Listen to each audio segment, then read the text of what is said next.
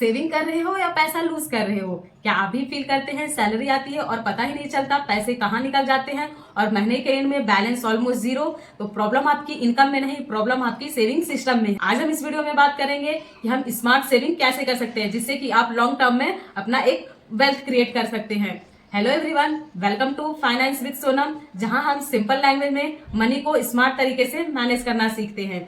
तो हमें जो बचपन से फॉर्मूला सिखाया गया है और जो हम ट्रेडिशनल फॉर्मूला अपनाते हैं सेविंग का, वो बिल्कुल गलत है। हमें सिखाया गया कि income minus expense is equal to saving. इससे हम कभी भी वेल्थ क्रिएट नहीं कर सकते क्योंकि हमारी इच्छाएं इतनी ज्यादा होती है जिससे कि हमारे पास सेविंग बचती ही नहीं है।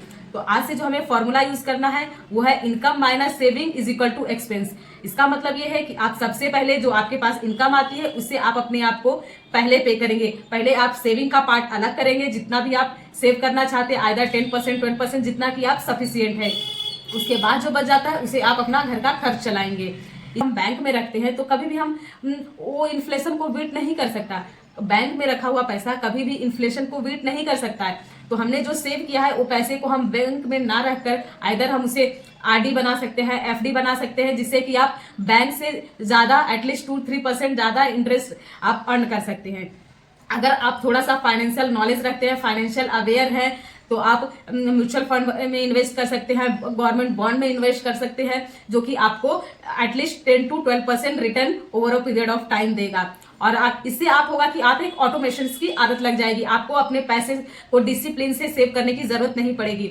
नहीं तो पैसे को सेव करने का एक पावरफुल तरीका यही है कि आप उस पैसे को, सेविंग वाले पैसे को ऑटोमेशन में डाल दें। जैसे ही आपकी सैलरी आती है, आइदर वो 1 तारीख 2 5 कभी भी अकाउंट में क्रेडिट होती है, तो आप एक फिक्स टाइम डिसाइड करें या फिर फिक्स डेट डिसाइड करें, उस दिन आप अपने बैंक अकाउंट से उस पैसे को ऑटो डेबिट करा दें, जिससे कि आपको वो चीजें याद रखने की जरूरत नहीं पड़ेगी। वो ऑटोमेटिक आपके बैंक अकाउंट से डेबिट होकर वो सेविंग अकाउंट में चली जाएगी या फिर आपके एसआईपी में चली जाएगी। इससे आपको एक डिसिप्लिन मैनेज होगा।